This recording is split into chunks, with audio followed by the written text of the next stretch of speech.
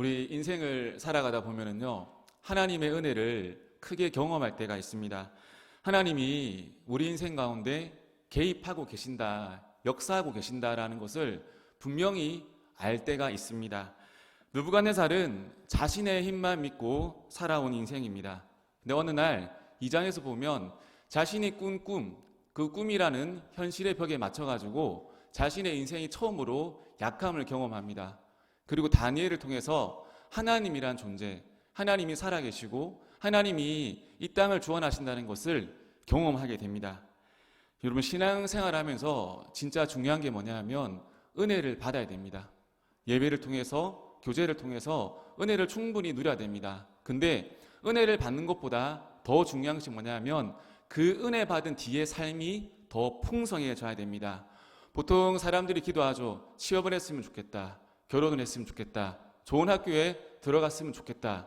중요합니다. 근데 더 중요한 건 뭐냐면 취업한 뒤의 생활입니다. 진학을 한 뒤의 생활입니다. 결혼했으면 좋겠다. 결혼이 시작이죠, 그렇죠? 네. 결혼으로 끝나는 것이 아니라 진짜 시작은 결혼부터 시작되는 것입니다. 은혜도 마찬가지입니다. 은혜 받은 후에 인생을 통해서 어떻게 은혜 받은 후에 삶을 살아가는가에 따라서 그 사람이 명품 신앙으로 살아가는지, 아니면 그냥 교회만 출석하는 그런 크리스찬으로 살아가는지 후의 삶이 나눕니다. 오늘 말씀을 통해서 우리가 은혜 받은 뒤의 삶을 어떻게 살아가야 하는지, 또한 이렇게 살면 안 된다는 것이 무엇인지를 한번 나누겠습니다.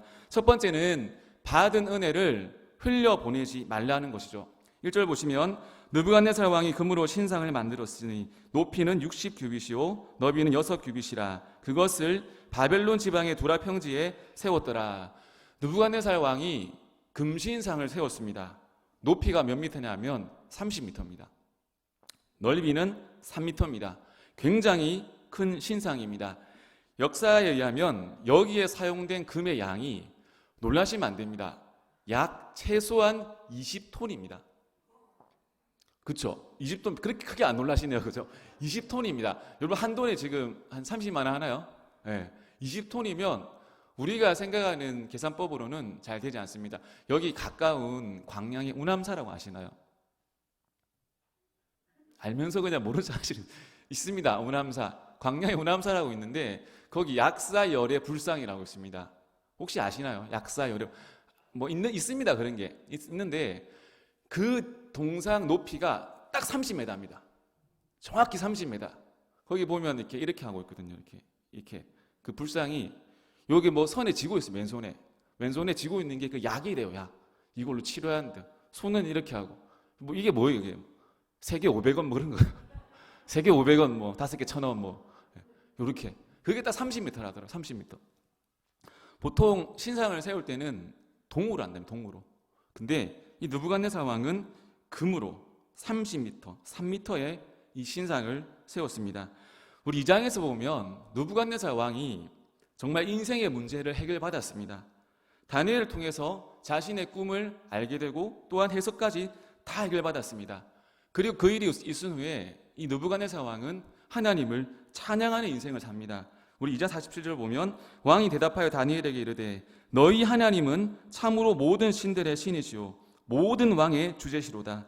내가 능히 이 은밀한 것을 나타내었으니 내 하나님은 또 은밀한 것을 나타내시는 이시로다. 그런데 지금 이렇게 찬양했던 느부갓네살이 하는 행동이 뭐냐면 자신을 위한 금신상을 세웠습니다. 금신상을 세운다는 의미는 뭐냐면 다시 느부갓네살이 은혜의 인생에서 자기 자신의 인생으로 은혜를 버리고 돌아간 것입니다. 여러분, 신앙이 무엇이라 생각하십니까? 신앙생활을 한다는 것이 무엇이라 생각하십니까? 믿음이 무엇이라 생각하십니까? 신앙생활 한다는 것은 하나님이 하신 일을 잊지 않는 것입니다. 하나님이 하신 일을 기억하는 것입니다.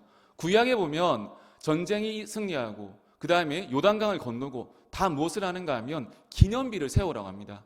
기념비를 왜 세워야 되냐면 사람은 망각의 동물이거든요. 그 은혜를 까먹을 수 있기 때문에 까먹지 않기 위해서 기념비를 세워서 그 다음에 찬송을 지어가지고 하나님이 하신 일들을 기억하는 것이 신앙생활입니다. 여러분, 우리 인생도 우선 마찬가지라고 생각합니다. 승리하는 인생의 특징이 뭐냐면 그냥 우리에게 주어진 인생을 그냥 흘려보내는 것이 아닙니다. 20대 인생, 와, 시간 많다. 이 많은 시간 언제 되노? 내가 30대, 아이고, 30대 빨리 되고 싶다. 이렇게 그냥 흘려보내면 안 됩니다. 시간 모두에게 주어진 것이죠. 근데 이 시간 또한 어떻게 쓰느냐에 따라서 인생이 완전히 차이가 납니다. 여러분, 제가 질문 하나 하겠습니다. 같은 시간인데 산 위에서 시간이 빨리 갈까요? 산 밑에서 빨리 갈까요? 어렵죠. 시간이 같은 시간인데 산 위에서 아주 미세하게 시간이 더 빨리 간다고 합니다. 왜냐하면 중력의 차이가 산 위에서 더 강하게 작용하기 때문에 시간이 빨리 간다고 합니다. 사람도 마찬가지죠. 공간에 따라서도 시간이 차이가 나는데 사람도 마찬가지입니다. 그 시간을 어떻게 활용하느냐에 따라서 그 인생에 완전한 차이가 납니다. 똑같이 은혜도 마찬가지입니다. 하나님의 은혜는 모두에게 공평하게 주어집니다. 근데 그 받은 은혜를 어떻게 간직하고 어떻게 기억하고 어떻게 그 받은 은혜를 풍성하게 더 누리는가에 따라서 같은 은혜를 받았지만 차이 나는 인생을 여러분 살아가게 됩니다. 느부갓네살이 2장에서 깨달은 것이 뭐냐면 자기가 이 세상의 주관자인 줄 알았습니다. 자기가 왕이기 때문에 자기가 주인공인 줄 알았습니다. 근데 이 세상에 주관하시는 분, 역사하시는 분이 따로 있구나. 그것이 바로 하나님이구나라는 것을 깨달았습니다. 그리고 다니엘에게 절을 합니다. 여러분, 느부갓네살에게도 우리는 이방인의 왕이라고 생각하지만 하나님을 만난 체험이 있습니다. 그런데 그 은혜를 그냥 흘려보내니까 오늘 금신상을 만들어가지고 쓸데없이 그 신상에게 절하도록 만드는 비참한 인생을 살아갑니다. 여기서 우리가 알 수 있는 게 뭐냐면 한 가지인데요. 체험신앙에는 여러분 한계가 있습니다. 우리 체험하는 거 되게 좋아합니다. 감정의 동요를 일으키는 거 정말 좋아합니다. 근데 체험신앙도 중요하지만 이 체험신앙에는 반드시 한계가 있습니다. 이 믿음을 지속하기에는 체험만으로는 되지 않습니다. 체험은 여러분 단지 신앙의 불씨를 당기는 겁니다. 하나님이 역사하시는구나, 하나님이 계시는구나, 하나님이 존재하는구나, 그것을 믿고 나머지는 뭐냐면 말씀을 붙들고 살아야 됩니다. 체험만 붙들고 살아가게 되면 어느새 한계에 부딪히게 됩니다. 그리고 체험만 붙들고 살아가게 되면 사람이 거칠게 됩니다. 하지만 그 체험을 통해서 말씀을 붙들고 살아가게 되면 그 사람은 하나님과 같이, 예수님과 같이, 모세와 같이 온유한 사람으로 내면이 변화될 수가 있습니다. 말씀이 갖고 있는 힘이 뭐냐면 우리 안에 있는 힘을 바꾸는 거거든요. 체험은 우리 안에 있는 마음을 변화시킬 수가 없습니다. 하지만 하나님의 말씀은 우리 속 깊은 데서 영혼까지 끌어있는 우리 안에 이 부분들을 변화시킵니다. 여러분, 하나님의 부르심의 단계가 있거든요. 그 중에 한 단계가 뭐냐면 견인이라는 단계입니다. 쉽게 생각해가지고 우리가 인생에 차 타고 가다가 사고가 나지 않습니까? 그럼 누가 옵니까? 견인차, 레카차가 오지 않습니까? 레카차가 오면 뭘 겁니까? 갈고리를 딱 걸어버립니다. 그것이 하나님의 견인이거든요. 그러면 견인되었으면 어떻게 해야 됩니까? 그 견인하신 아저씨 옆에 기분 좋게 앉아가지고 가면 됩니다.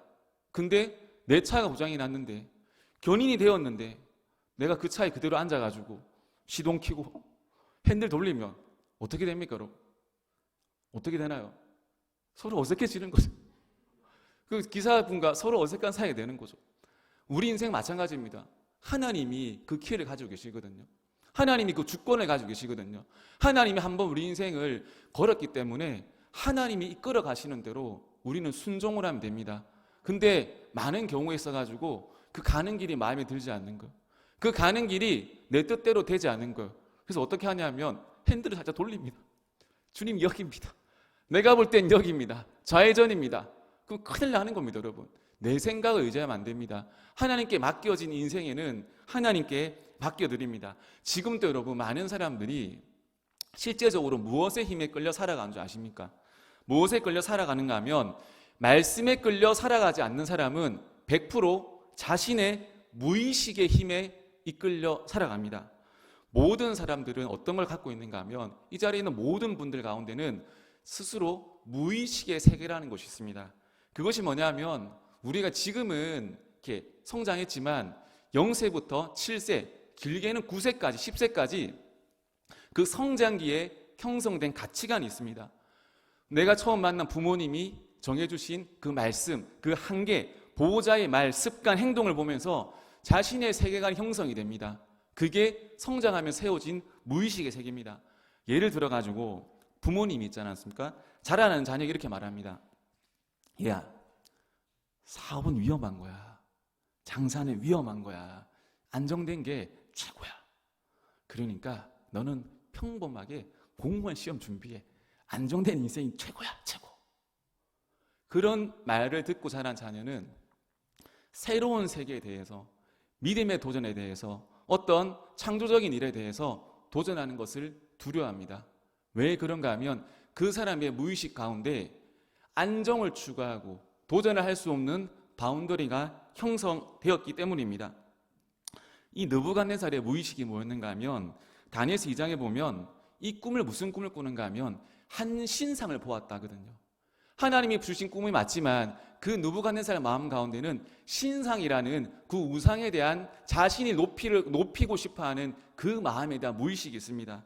그런데 이 신상은 2장 말씀 보면 결국 무너지게 되어 있다 하거든요. 이 신상이 무너진다는 말씀을 받습니다. 이 무의식대로 살아가면 자신의 인생은 무너질 것이라는 예언을 받습니다. 그런데 3장 돌아와서 하는 게 뭐냐 하면 이 무의식대로 그냥 금신상을 만들어 버립니다. 그 무의식을 깨기 위해서 하나님이 이 느부갓네살 왕에게 은혜를 주셨음에도 불구하고 여전히 느부갓네살은 그 말씀을 버리고 은혜를 버리고 자신의 성장기에서 자신이 형성했던 그 인격, 자기를 높이는 그 무의식 세계에 잡혀가지고 신상을 세우는 그런 황당한 일을 자초합니다. 사랑하는 성도님들, 우리 모두에게도 무의식이 있지 않습니까? 그것을 어떻게 깨야 되는가 하면 하나님의 말씀으로 깨야 됩니다. 하나님의 말씀으로 우리 가운데, 우리 인생 가운데 생각에 들어있는 장애물들, 상처, 고난, 슬픔들을 다 깨뜨려 버려야 됩니다. 예수님이 원수를 사랑하라 하셨습니다. 우리 생각의 원수는 누굽니까? 미워하고 저주하고 돌아서야 될 존재입니다. 그것이 우리가 갖고 있는 인생의 한계거든요. 하지만 이 예수님은 말씀을 통해서 원수를 사랑하라고 하십니다. 그것이 무엇입니까? 우리가 갖고 있는 이 세상에서 갖고 있는 그 한계를 말씀을 통해서 돌파하라는 것입니다. 여러분, 그러기에 우리가 해야 될 것은 뭐냐 하면 하나님의 말씀이 주어지면, 은혜가 주어지면 순종하는 것입니다. 사랑하는 성도님들, 주신 은혜를 붙잡아야 됩니다. 붙들고 어떻게 붙들어야 되는가 하면 간절하게 붙들어야 됩니다. 절대로 그냥 흘려보내면 안 됩니다. 강하게 붙들어가지고 받은 그 은혜를 가지고 더 힘차게 날아오르시는 귀한 성도님 되시길 축복합니다. 두 번째는 뭐냐 하면 여러분, 결단함으로 축복의 길을 안내하고 만드는 인생을 살아야 됩니다. 11절 12절 보시면 누구든지 엎드려 절하지 아니하는 자는 맹렬히 타는 풀무불 가운데서 던져넣음을 당하리라 하지 아니하셨나이까. 이제 유다 몇 사람 사드락과 메삭과 아벳느고는 왕이 세워 바벨론 지방을 다스리게 하신 자이거늘 왕이여 이 사람들이 왕을 높이지 아니하며 왕의 신들을 섬기지 아니하며 왕이 세우신 금신상에게 절하지 아니하나이다. 여러분, 세상이 믿는 자들 포함해서 모든 사람들에게 주는 메시지가 있습니다. 6절 보시면 누구든지 엎드려 절하지 아니하는 자는 즉시 맹렬히 타는 풀무불에 던져 넣으리라 하였더라. 야, 너희들 금신상에게 여기 절하지 않으면 너희들 목숨은 다 죽은 목숨이야. 무슨 말이냐 하면 너희들은 이 땅에 살아가는 가운데 생존에만 집중해서 살아가. 다른 거 생각하지 말고 생존에만 집중해서 살아가. 죽고 사는 문제만 집중해서 살아가. 다른 거 생각하지 마. 죽고 사는 문제만 집중해라는 겁니다. 두려움을 심어주게 되면 여러분 아무것도 꿈꾸지 못합니다. 여러분, 생존의 문제 앞에서 우리가 진짜 붙들어야 될 것이 뭐냐 하면 항상 생존의 문제를 가지고 나아오거든요. 이거 아니면 넌 죽음이야. 근데 그 문제 앞에서 진짜 붙들어야 될 것이 뭐냐 하면 사명이에요, 사명. 나는 이 땅에 생존의 문제로 살아가는 것 존재가 아니라는 걸 알아야 됩니다. 그러면 우리는 무슨 존재인가 하면 이 땅에 하나님의 사명을 가지고 살아가는 존재입니다. 많은 사람들이 또한 목회자들 포함해가지고 뭐에 무너지는가 하면 생존에 무너지거든요. 죽을 때까지 뭘 붙들어야 되는가 하면 생존 붙드는 것이 아니라 사명 붙들어야 돼요. 내가 이 땅에서 무엇을 남겨야 하는가? 이 땅에서 무엇을 해야 되는가? 세상 사람들은 다들 생존 이야기 하거든요. 근데 믿는 사람, 하나님의 자녀들은 생존보다 더 가치 있게 여겨야 되는 것이 바로 사명입니다. 여러분, 생존의 위협 앞에서, 생존의 기로 앞에서 사명 붙드시는 우리 축복된 백성 되시길 축복합니다. 이 세상의 세계관은 생존 아니면 죽음, 딱 두 가지입니다. 가정에서도 여러분 그렇지 않습니까? 우리가 늘 걱정하고 염려하는 것이 뭐냐면 생존의 문제거든요. 내가 이렇게 살다가 나만 뒤처지는 것이 아닌가? 옆집 보고 앞집 보고 밑집 보는데 친구들 만나는데 나만 뒤처지는 것처럼 살아갑니다. 생각이 됩니다. 우리 아이들 마찬가지 않습니까? 아이들도 저 친구가 다니고 쟤들이 다니는 학원 다니고 안 다니고 어디 안 가면 괜히 나는 뒤처지는 것 같아요. 우리 아이만 뒤처지는 것 같습니다. 집도 여러분 하나 장만 못하고 나 인생 끝나는 것이 아닌가? 전부 생존에 막혀가지고 살아갑니다. 온통 생존의 문제 때문에 고민하고 염려하고 인생을 살아갑니다. 여러분 지금은 영상 세상 아닙니까? 세상에 너무 많은 잘난 사람들이 등장해가지고 이렇게 살아라, 이렇게 자기를 개발해라 다 말합니다. 근데 그 사람들의 특징이 뭐냐면 너무 좋은 이론을 가지고 있고 너무 좋은 말씀을 가지고 있지만 결국에는 생존의 문제거든요. 내가 이렇게 살아보니까 더 잘 생존하더라, 더 좋은 집을 사더라, 더 좋은 차를 탈 수 있더라. 너무 좋은 말들이지만 생존의 문제에 매여 있습니다. 근데 하나님의 뜻은 뭐냐면 너희는 이 땅에서 생존의 문제는 걱정하지 마. 너희의 사명을 붙들어. 너희가 지금 이 제약된 세상 가운데서 왜 서 있는지, 왜 이 땅에 너희를 보냈는지, 왜 이 땅에서 너희가 살아가고 있는지 그 사명을 붙들어야 됩니다. 우리 자녀들한테도 마찬가지거든요. 무엇을 가르쳐야 되는가 하면 생존이 아니라 이렇게 하면 살아남을 수 있다가 아니라 이렇게 죽어도 된다는 걸 가르쳐야 됩니다. 너희는 사명이 있는 사람이라는 것을 가르쳐야 됩니다. 성경은 무엇이라 말하는가 하면 생존보다 더 중요한 가치가 있다. 그게 무엇인가 하면 하나님을 말씀을 따르는 삶입니다. 예수님이 이 땅에 오셔가지고 생존의 문제 가지고 고민 안 하셨습니다. 예수님은 목숨을 주셨습니다. 왜 주셨습니까? 그것이 예수님의 사명이었기 때문입니다. 예수님의 제자들이 성령을 받은 뒤에, 능력을 받은 뒤에 어떤 삶을 살아가는가 하면 생존의 삶을 살아가는 것이 아니라 사명의 삶을 살아갑니다. 사명의 삶을 살아가니까 오히려 생존에 매여가지고 살아갔을 때보다 더 큰 능력과 은사를 받고 살아가게 됩니다. 여러분, 우리 인생 가운데 능력을 구하고 우리 인생 가운데 어떤 변화를 원한다면 점검해야 됩니다. 내가 지금 생존에 붙들려 살아가는가? 아니면 내가 지금 하나님의 사명에 붙들려 살아가는가? 오늘 말씀 보면 절하지 않으면 죽임 당한다는 현실 앞에 있습니다. 그렇죠? 절하지 않으면 어느 가정을 지나치는 것도 아니고 유예기간이 있는 것도 아니고 바로 풀무불에 던진다고 합니다. 근데 이 현실을 돌파하는 힘이 뭐냐면 여러분, 이거 중요합니다. 돌파하는 힘은 결단해야 됩니다. 내가 그 풀무불 앞에서 하나님을 버리지 않겠다라고 결단하는 것입니다. 사드락, 메삭, 아벳느고가 보여주는 인생의 힘이 뭐냐면 결단하는 거. 나는 왕을 높이지도 아니하고 왕이 섬기는 신들을 섬기지 아니하고 그 심상에 나는 절하지 않겠다. 갑자기 툭 튀어나오는 것이 아니라 결단해야지만 이 고백이 나올 수가 있습니다. 여러분, 눈을 떠가지고 저는 제일 먼저 뭘 하냐면 노트에 기록합니다. 하나님, 오늘 이렇게 살겠습니다 라고 적고 출근합니다. 적지 못하면 휴대폰이라도 기억해가지고 적고 합니다. 왜? 내 결심이 흔들릴 수 있기 때문에 결단으로 적는 것입니다. 여러분, 인간의 마음속에는 어떤 마음이 있는가 하면 항상 어떤 일을 할 때 위험 요소가 있으면 그 인생의 강을 건너지 않으라 합니다. 그리고 그 위험 요소가 다 사라질 때까지 기다립니다. 그래서 많은 사람들이 아무 일도 하지 못합니다. 많은 사람들이 묶여 살아갑니다. 그런데 하나님의 사람은 뭐냐면 눈앞에 위험 요소가 보입니다. 똑같이 위험 요소가 있습니다. 근데 무엇을 기대하는가 하면 하나님의 역사를 기대합니다. 우리 눈으로 보이는 것은 풀무불이거든요. 근데 믿음의 사람들의 눈에 보이는 것은 그 풀무불이 나를 죽이는 그 불이 아니라 하나님의 역사와 임재를 경험할 수 있는 불로 보는 것입니다. 이것이 믿음의 눈이거든요. 그러니까 믿음을 가진 사람은 이 땅에서 재밌습니다. 즐겁습니다. 제가 정말 극한의 고통은 모르지만 정말 웬만한 고난 앞에서 그 고통 앞에서는 즐거워할 수 있고 기뻐할 수 있습니다. 여러분, 우리 인생 가운데 세상 속에 살면서 가장 큰 미신이 여러분 뭔지 아십니까?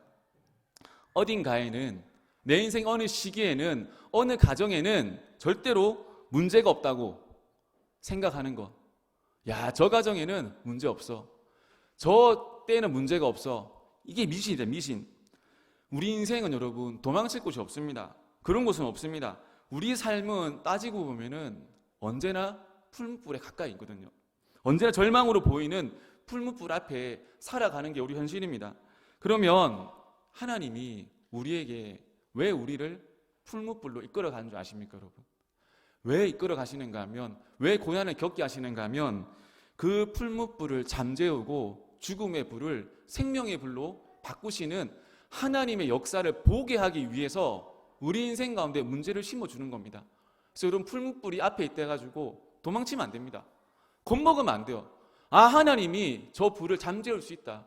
저 불을 통해서 하나님의 역사를 보여주신다. 그 문이, 그 마음이 열려야 됩니다. 여러분, 하나님께서 우리 인생 가운데 기대하시는 것은 세상이 정해놓은 대로 그 위험 앞에서 돌아서고 굴복하는 것이 아니라 세상이 정해놓은 분명히 바운더리가 있거든요. 그 한계가 있거든요. 그 한계를 믿음으로, 말씀으로 넘어서길 원하십니다. 제가 살면서 진짜 은혜 받은 말씀이 뭐냐면 초등학교 2학년 때 받은 말씀입니다. 출애굽기 1장 말씀. 유초등부 예배 때 제가 정말 이 말씀 은혜 받고 어떻게 했는가 하면 집에 와가지고 종이를 오렸어요. 적었습니다. 그 산파들이 하나님을 경외하였으므로 하나님이 그들의 집안을 흥왕하게 하신지라. 아멘. 잘라가지고 테이프를 붙여가지고 우리 어릴 때 그 책상 있지 않습니까? 거기 딱 위에 붙여가지고 날마다 묵상했습니다. 산파들이 하나님을 경외하였으므로 하나님이 그들의 집을 흥왕케 하신지라. 흥왕케 하신지라. 하나님을 경외하면 하나님이 그 집안을 흥왕케 하신다. 그 집안에 복을 주신다. 제가 그 말씀을 초등학교 2학년 때부터 묵상했습니다. 2학년 때 계속 이사 갈 때까지, 그 책상 버릴 때까지 붙여놓고 그 말씀을 계속 묵상했습니다. 살아가다 보면은 죄에 빠질 때도 있지 않습니까? 곁길로 살 때도 있지 않습니까? 근데 다시 돌아가게 하는 힘은 뭐냐면 하나님의 말씀 플러스 하나님의 사람이거든요. 인생의 남자들 다 위기가 있다고 하죠. 뭐 이렇게 사춘기의 위기, 뭐 중2병의 위기 다 있지 않습니까? 제가 설교 들으면서 저도 한번 돌아봤습니다. 나에게도 중2병이 있었을까? 나에게도 사춘기의 그 방황 시절이 있었을까? 제가 제 생각에서 고민은 언제였냐면 그 모든 인생 가운데 환경 자체는 중2병을 가질 수밖에 없는 환경, 사춘기를 겪을 수밖에 없는 환경, 뭐 어디 완벽한 환경이 어디 있겠습니까? 제 기억에는 초등학교 6학년에서 중학교 1학년 올라갈 때, 이때가 진짜 인생의 위기였습니다. 왜 위기였냐면 우리 어머니가 잘못 생각하신 거예요. 중학교 올라가면 새 옷을 사줘야 되지 않습니까? 교복을 새로 사줘야 되지 않습니까?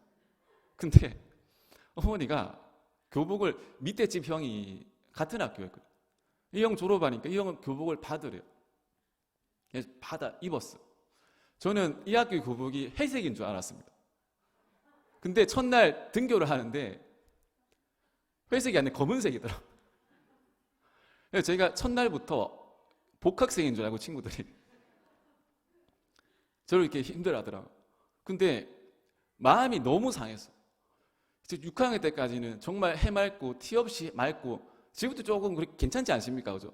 근데 중학년 때 마음이 너무 이렇게 내려왔어. 조회를 하는데 저만 회색인 거, 이렇게. 전교생들 중에 저만 회색인 거. 아, 나 좀 삐뚤어져야 되겠다. 나 이제 삐뚤어져야 되겠다. 가정에서 삐뚤어져야 되겠다. 학교에서 삐뚤어져야지. 근데 저희 가정은 삐뚤어지면 허락하지 않습니다. 삐뚤어졌다가는 사정없이 두드려 맞습니다. 경상도는 좀 그런 곳입니다. 사정없이 두드려 맞는 곳. 학교에서 내가 좀 성질 좀 부려야지 하면 학교 등교할 때 여러분 맞고 시작합니다. 선도부 선생님이 서가지고 정문에서부터 그냥 두드려 팹니다. 표정 안 좋은 친구 두드려 패고, 신발 잘못 신은 친구 두드려 패고, 노란색 가방 빨간색 가방 메고 온 친구 두드려 패고. 그러니까 뭔가 중2병을 발휘하고 싶지만 두드려 맞아 내려가거든요. 이렇게 올라왔다가 내려갑니다. 그러면 이제 공부 좀 하다가 중2병 발휘해야지 하면 어떻게 되는지 아십니까? 우리 때는 참 많이 때렸습니다. 지금은 상상할 수도 없는데 맨 앞에가 뭘 틀리면 구줄이 다 일어납니다. 다 일어나요. 다 일어나가지고 책상에 올라가가지고 이렇게 무릎 꿇고 손 뒤로 해가지고 이렇게 외칩니다. 모르면 눈물 나네 공부해서 웃어보세. 모르면 눈물 나네 공부해서 웃으세. 그럼 100번 시키고 나서 어떻게 하는가 하면 이게 허벅지위이지 않습니까? 그래서 사정없이 때립니다. 팍. 그러면 저희 종교생 중에 한 명도 중2병이 없었습니다. 중2병을 발휘할 수가 없었습니다. 근데 그 중에 또 자아가 강한 아이들이지 않습니까? 말 안 듣는 애들. 그래도 난 중2병을 발휘하겠다. 저희 학교 체육 선생님이 누구였는가 하면 88 올림픽 금메달리스트 박시연 선생님이었습니다. 혹시 아십니까? 복싱 금메달리스트 박시연. 그분이 중2병이 올라오는 아이들을 진실의 방으로 데려갑니다. 진실의 방으로 데려가면 들어갈 때는 오 하면서 들어가는데 나올 때는 순한 양이 되어서 나옵니다.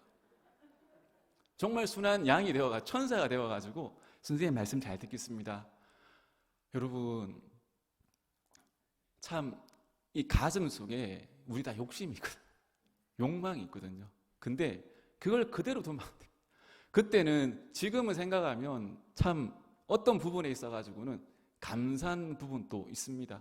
그때는 참 힘들었거든요. 왜 이래 중학생밖에 안 됐는데 이렇게 사람을 패대나, 왜 이래 사람을 패대나. 그 동네 조크래요. 무조건 때려요. 때려가지고 사람을 잡는 겁니다. 중학교 때 때리고 고등학교 때 때리고. 절대 중2병, 사춘기병을 발휘할 수가 없었습니다. 여러분 그것보다 더 중요한 게 뭐였는가 하면, 더 힘이 있었던 게 뭐냐 하면, 참 좋았던 게 학교에서 맞잖아요. 교회가 너무 은혜가 되는 거예요. 교회가 너무 좋은, 저는 정말 중학교 때부터 교회를 너무 사랑했어요. 그러니까 이게 방황이라는 걸 사실 잘 모릅니다. 네. 누구는 뭐 어려운데 주님이 근데 저는 중학교 때부터 하나님 말씀 정말 순종하고 잘 살아서 이런 사람도 있습니다. 그래서 진짜 순종하고 기도하고 청소 열심히 하고 마케하고 봉사하고 참 이게 즐거웠습니다. 말씀이 여러분 진짜 힘이 있거든요. 말씀을 붙들어야 됩니다. 신앙생활 하는 가운데도 여러 체험들 많이 하고 여러 고백들도 많지만 정말 힘 있는 것은 뭐냐 하면 하나님의 말씀입니다. 애굽의 그 위협 앞에, 그 죽이겠다는 그 죽음의 위기 앞에 하나님을 붙드는 거, 나는 하나님의 길을 걷겠다, 선택하겠다, 이것이 말씀의 힘입니다. 우리는 복을 만들어내는 사람들이 아니죠. 복을 생산해내는 사람들이 아닙니다. 우리 어떤 사람들입니까? 예수님이 그 뚫어 놓으신 8차선 도로가 있잖아요. 복의 통로, 하나님께로 나아가는 길을 뚫으셨지 않습니까? 그 길을 모르는 사람에게 이렇게 데려오는 거, 그 길을 안내하는 것이 우리 사명 아니겠습니까? 지난 이웃 초청 축제에 수많은 분들이 오셨습니다. 164분 오셨습니다. 너무 감사한 시간들이었어요. 근데 제 마음속에는 초청자로서의 약간 아쉬움이 사실은 있었습니다. 왜 그랬는가 하면 제가 품었던 태신자분이 오지 않았습니다. 제 토요일 밤에 제가 품었던 태신자분이 찾아오셨거든요. 토요일 밤에 제가 없을 때. 그래서 저 와이프 얘기 들어보니까 제가 이렇게 꼬시려고 드렸던 선물, 우리 뇌물이라 하지 말하더라고요. 이렇게 선물을 그대로 가지고 이렇게 오셨습니다. 그래서 목사님 미안해요. 그날 못 갈 것 같아서 선물 돌려주러 왔다고. 그래서 우리 와이프가 선물 가져가셔도 괜찮다고, 다음에 꼭 나오셔달라고. 제가 그 얘기를 집에 토요일날 마치고 집에 와서 와이프한테 들었습니다. 여보, 당신 품은 그 어르신 부부 안 나온대. 봐봐, 그 집이 불교가 세. 그 집에 부적 있는 거 알아? 부적 있어. 곳곳에 부적 있어.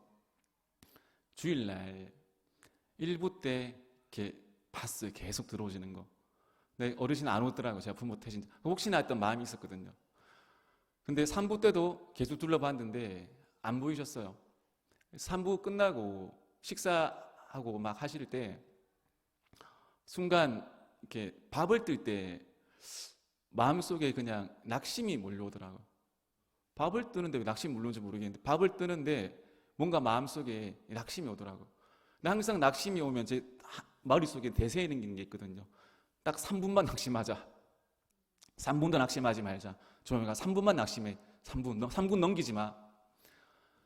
3분 뒤에 뭘 했는가 하면 낙심을 접고 결심을 했습니다. 하나님, 언젠가 그 어르신들 또 뭔가 문제가 생길 날이 오겠죠. 몸이 어디 아플 날이 오더구나. 옆집에 목사가 사는데 목사를 찾을 날이 오지 않겠습니까? 계속 기도하겠습니다. 그리고 하나님, 이게 회개했어요. 어떤 회개했는가 하면 목사랍시고 강단에서만 떠들어대고 강단에서만 바른 소리하고 강단에서만 옳은 소리하고 내 발은 많이 굳어 있더라고. 내 입술은 믿지 않는 사람들 앞에서 굳어 있었더라고. 어느새 나는 신실한 목사인 줄 알았는데 나는 종교인으로 변해 있더라고. 바리새인으로 변해 있더라고요. 말만 떠드는 자로 변해 있더라고요. 전도사 때, 강도사 때 산천을 돌아다니면서 그 눈밭을 굴러가면서 전도했는데 어느새 요만큼 컸다고 하나님 아버지 앞에서 건방지게 살아가고 있더라고요. 결심했습니다. 주님, 금호타운, 우리 팔동 1, 2라인 제가 다 품겠습니다. 내년에는 안 믿는 우리 주민들, 우리 아비타시온들 다 데리고 오겠습니다. 주님, 오늘부터 시작하겠습니다. 제가 지금 층층이 다니면서 파악하고 있습니다. 몇 동 1층 안 다니고 2층 안 다니고 이렇게 다 보고 있거든요. 여러분, 신앙은 뭐냐면 신앙은 결단하는 거예요. 그리고 마음이 움직이는 게 아니고 발이 움직였는데 발이. 우리 164명의 태신자들이 이 성전을 밟았습니다. 한 번도 놓쳐서는 안 됩니다. 이 밟았다는 것 자체가 하나님이 우리에게 주신 은혜 아닙니까? 이 중에 몇 명만 왔으면 좋겠다. 이런 생각하시면 안 됩니다. 164명이 왔으면 300명이 와야 되는 거예요. 164명을 통해서 3,000명이 와야 되는 거예요. 베드로가 설교 뒤에 3,000명이 세례받고 돌아오지 않습니까? 보여주신 거예요. 너희들이 뛰니까 너희들이 헌신하는데 하나님 복을 부어주시지 않습니까? 이것을 모멘텀 삼아가지고 계속해서 추진해 나가야 됩니다. 레위기 6장에 보면 제사 방법이 나오거든요. 번제 제사의 특징이 뭐냐 하면 하나님의 등불을 꺼뜨리지 않는 거거든요. 우리 영광교회 가운데 전도의 불이 붙었습니다.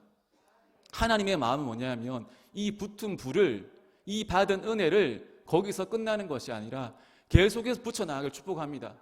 이번에 160명이 왔으니까 와 잘했다, 우리 은혜다 끝이 아니라 자, 하나님 보여주신다, 하나님이 불러주신다, 우리 교회 가운데 은혜를 부어주신다 경험했기 때문에 더 큰 은혜를 사모하면서 발로 뛰어나가는 것입니다. 사랑하는 성도님들, 전도의 불이, 전도 축제의 불이 꺼지지 않길 축복합니다. 다시 한번 전도의 불, 기도의 불, 성령의 불, 능력의 불이 우리 시간 나온 모든 성도님들, 나오지 않은 영광의 모든 가정 가운데도 흘러넘치시기를 예수님의 이름으로 축복합니다.